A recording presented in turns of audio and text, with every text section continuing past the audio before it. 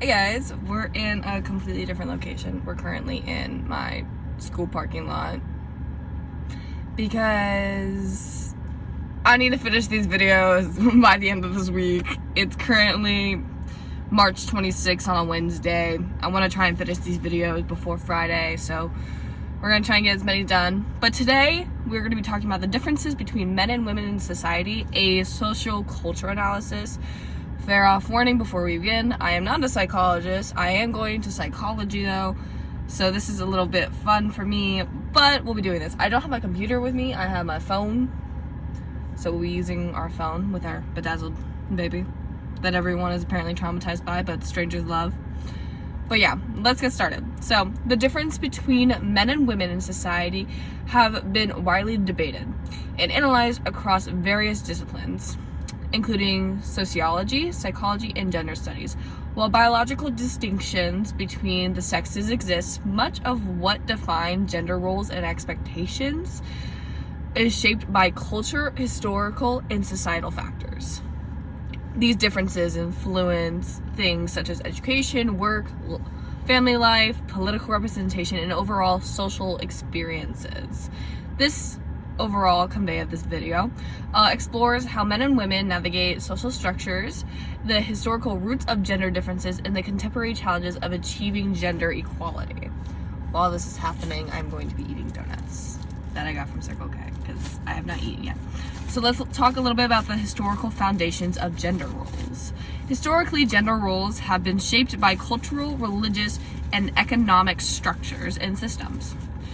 Traditional gender roles have assigned men as the primary breadwinners and leaders, while women have been expected to fill domestic and caregiving roles. This division can be traced back to early human societies, and often placing men in roles related to hunting and protection, while women were responsible for gathering and collecting and childcare. So this was stated by Eagley and Wood in 1999. So the establishment of patriarchal societies further cemented gender differences, actually, with men holding positions of power in government, religion, and economics. Ancient civilizations such as Greece and Rome enforced male domination, with women having little to no political influence. Even in the Middle Ages and Renaissance, women are often denied education and the right to their own property, reinforcing economic dependence on men. It wasn't until the feminist movement of the 19th and 20th centuries that major strides were made towards gender equality, including the right to vote, access to education, and workplace rights. However, despite these advancements, traditional gender societies continue to influence men and women into contemporary society. So, early education and socialization. From childhood, boys and girls are often socialized differently, shaping their educational differences and experiences in career paths. Studies show that teachers and parents may unconsciously reinforce gender stereotypes, actually, encouraging boys towards subjects like math and science, while girls are directed towards humanities and caregiving professions. So like English and stuff, and history. Oof. This early socialization can affect self-esteem, career choices, and long-term professional career aspirations. There was a sprinkle on my hand. Okay, gender gaps in STEM and humanities. Despite progress, a gender gap remains in certain fields of study. Women are underrepresented in STEM, which is science, technology, engineering, and mathematics, if you didn't know, making up only about 28% of the workforce in these fields. In contrast, men are underrepresented in education and in healthcare careers, actually, which are still perceived as more feminine professions. There's more caregiving, I guess. Factors that can really do this is implicit bias, which girls are often more or less not really encouraged to pursue in the STEM sciences and STEM subjects based off of stereotyping. The lack of role models. There's not that many female role models in STEM, so women often don't go towards it. And then the workplace culture, it's a male-dominated culture, which can lead to that sort of significance of Do I really want to go into this workforce or not? Conversely, men who choose careers in nursing, education, or social work may face stigma and discrimination, deterring them from entering these fields. So it's not just one problem on one side, both genders and sexes basically are dealing with all of these problems, which suck, but it does make sense in a way. But we're here to look more about the female inspirations, because it's typically female who are more or less discriminated against. This is a really fucking good donut. Oh. One of most discussed differences between men and women in society is the gender wage gap. Women in the United States earn on average about 82 cents for every dollar that is earned by a man. And these wage gap persists have factors. Occupational segregation.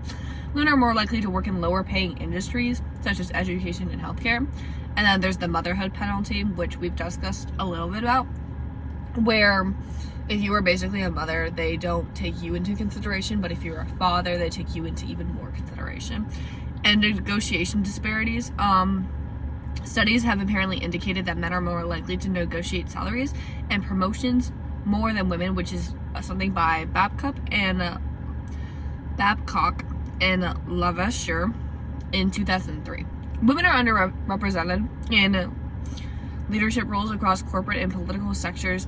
The glass ceiling metaphor describes the invisible barriers that prevent women from rising to top leader positions. Women take up 50% of workforce, but only hold about 8.8% of Fortune 500 CEO positions.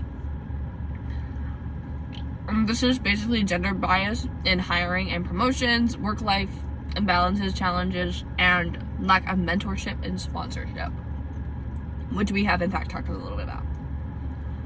Go to, I think, my last video where I talked about it. I don't know, it's probably a bit like a photo right here of it. Okay. In contrast, men are often pressured to conform to traditional masculine work ideals, discouraging them from taking parental leave or pursuing flexible work arrangements. Women remain unrepresented in politics despite making up roughly 50% of the population. As of 2023, women only hold 29% of parliamentary seats worldwide.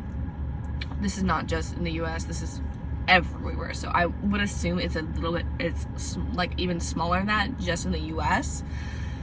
But yeah, the barriers of political participation for women include gender stereotypes, media representation, and historical exclusion. As in society with us today, we typically exclude women from politics quite a bit.